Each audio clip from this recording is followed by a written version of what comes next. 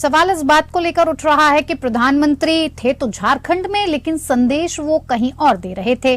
संदेश उनका पहुंच रहा था जहां पर चुनावी राज्यों में जहां चुनाव होने वाले हैं, विधानसभा चुनावों को देखते हुए ऐसा लग रहा था कि प्रधानमंत्री झारखंड से ही मध्य प्रदेश, छत्तीसगढ़ और राजस्थान में साथ के साथ 2024 के लोकसभा चुनावों पर भी निशाना साधते नजर आ रहे थे, उसे साधते हुए नजर आ रहे थे। क्या कुछ पूरी रणनीति है, क्या कुछ भारतीय जनता पार्टी की तरफ से जो कदम उठाए जा रहे हैं और जिस तरह से विपक्षी पार्टियां आगे बढ़ रही हैं, इसी को समझेंगे, जानेंगे। और हमारे साथ इसके लिए खास मेहमान जुड़ चुके हैं जिनसे मैं आपका पहले परिचय करवा देती हूं, उसके बाद चर्चा को जारी रखेंगे। अनिल गोयल नेता हैं बीजेपी के, हमारे साथ जुड़ेंगे। सर बहुत स्वागत है आपका। डॉक्टर कुलदीप मलिक नेता कांग्रेस से जुड़े हैं हमारे साथ, आपका भी बहुत स्वागत है सर। अंतु तिर्के नेता जेएमएम हमारे साथ जुड़े हैं, सर आपका भी हमारे साथ जुड़े हैं। अनिल गोयल जी, देखिए आपने सुना मलिक साहब कह रहे हैं कि ये सारे अब जिस तरह से प्रधानमंत्री झारखंड में नजर आए, अब साफ तौर पर ये देखा जा रहा है कि इस दौरे के पीछे कहीं ना कहीं प्रधानमंत्री का और भारतीय जनता पार्टी का कुछ और ही एजेंडा था।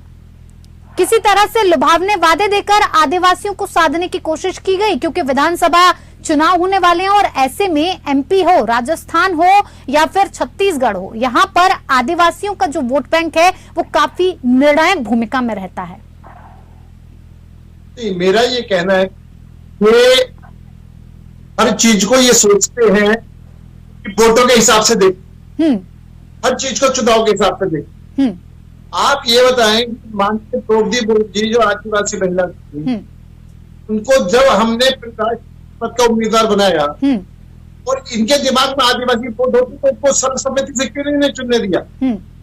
ये सिर्फ आदिवासियों के लिए बात करते हैं, हम आदिवासियों के लिए काम करते हैं। आज आदिवासी इतने प्रेरक क्यों है? आज आदिवासी इन सबकी जरूरत क्यों है? जबकि आज देखा है तो अधिकतर जो सरकार कांग्रेस की वहां पर रही है और अधिकतर कांग्रेस सरकार रहने के बाद भी आज आदिवासी है वो पिछड़ा इलाका है, नक्सलवाद के पैदा होते हैं, जो इनकी गलतियां हैं। हमने तो और ये क्या है, ये सिर्फ और सिर्फ चुनाव के लिए 4 साल तक कंडीशन में चुनाव का टाइम है, खड़े मुझे भारतीय जनता पार्टी से ही इस क्षेत्र में काम करा है। एकल विद्यालय की बात, आज 200-300 साल से हम वहां पर एकल विद्यालय चला रहे हैं, हम तो चुनाव कोई विषय नहीं था। वो तो कह रहे हैं कि अगर इतनी ही चिंता है आदिवासियों की तो मुख्य धारा में क्यों नहीं ले आते आप? हम तो देश के सर्वोच्च पद उनको दिया है, आदिवासी महिलाओं को देश का राष्ट्रपति बनाया है। तो आदिवासी के क्षेत्र के अंदर वहां पर सड़कें पहुंचे, बिजली पहुंचे, पानी पहुंचे, सब क्षेत्रों में वहां पर काम कर रहे हैं, हम मुख्य धारा में शामिल कर रहे हैं। लेकिन इन्होंने मुख्य धारा में शामिल नहीं करा, आज ये अपनी गलती पर पछता रहे हैं और आज सिर्फ आदिवासी ओबीसी कह करके सिर्फ वोट लेना चाहते हैं। अपने टाइम में क्या करा? आज ये मानते हैं कि आदिवासी है, आज ही मानते हैं वहां पर काम होना चाहिए। ये तो ये भी कह रहे हैं कि लोकसभा चुनाव में आपके पास मुद्दा नहीं है, क्योंकि विपक्ष ने जातीय जनगणना का मुद्दा उठाया, ओबीसी आरक्षण का मुद्दा उठाया, तो इसकी काट ढूंढने के लिए कहीं ना कहीं अब बीजेपी को कुछ तो चाहिए था, इसीलिए मिशन आदिवासी शुरू कर दिया। सर ये इनका कहना, इनका सोच एक सीमित सोच है, कोई के मेंढक के हिसाब से सोच। हमको पूरे देश का सर्वांगीण विकास करना है। पूरे देश में जो अंतिम व्यक्ति में खड़ा व्यक्ति है वहां तक सरकार पहुंचे, सरकार उनके द्वार पर पहुंचे, सरकार काम करे। आज जिस गाँव में हमारे प्रधानमंत्री जी गए हैं, उनके कांग्रेस से प्रधानमंत्री आज उस गाँव के अंदर है, इससे पहले भी चुनाव 10 बार हुए। तो निश्चित तौर पर इनको सिर्फ आदिवासियों की ओबीसी की बात करनी है, हमने आदिवासियों के बीच में जाकर के काम करना है, उनको आगे बढ़ाना है।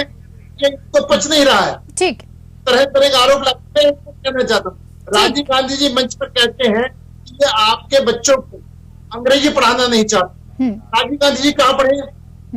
राहुल गांधी जी कौन सी स्कूल में पढ़े? ठीक है सर, जी गोयल साहब बताइए, जिस तरह से तिर्की साहब हो गए, कुलदीप मलिक जी कह रहे हैं कि ये सिर्फ और सिर्फ आपकी राजनीति है, आपको कोई खास प्रेम नजर नहीं आ रहा है, सिर्फ और सिर्फ आप राजनीति कर रहे हैं। अगर आपको ऐसा ही पैकेज घोषित करना था तो आप पहले भी कर सकते थे। मेरा तो सिर्फ ये कहते हैं अच्छे काम होने चाहिए। अच्छे कामों के लिए देश के हित में, आदिवासियों के हित में, कभी भी काम हो, अच्छा काम होना चाहिए, उसका स्वागत होना चाहिए। ये कुछ कर नहीं सकते, दूसरों को करने नहीं देते, दूसरों पर लांछन लगाते हैं, दूसरों पर टाइम बेटाइम की बात लगाते हैं। आज एक बात सब जगह, आज आदिवासी क्षेत्र क्यों है, आज वो गरीब क्यों है, आज उनका विकास क्यों नहीं हुआ, आज तक वहां पर सड़कें क्यों नहीं बनी, आज तक वहां पर बिजली क्यों नहीं पहुंची, आज तक वहां पर म्यूनिसिपैलिटी क्यों नहीं पहुंची, ये सबसे बड़ी समस्या है।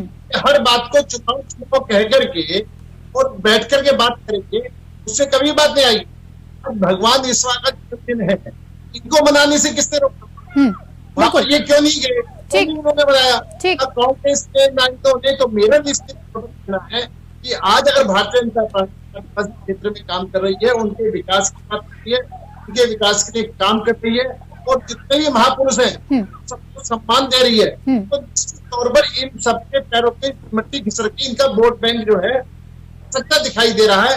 आप कहीं आरोप भारतीय जनता पार्टी पर करें, और आपने ये देखा हुआ भारतीय जनता पार्टी में माननीय नरेंद्र मोदी जी ने जो कहा है वो करके दिखाया है, ठीक, झूठी घोषणाएं नहीं करी है। ठीक है, झूठी घोषणाएं करके कुलदीप साहब आप लोगों को भटकाना चाहते हैं, भटकाना चाहते हैं। हमारे साथ इस डिस्कशन में जुड़ने के लिए बहुत बहुत धन्यवाद। पक्ष विपक्ष में इतना ही, नमस्कार।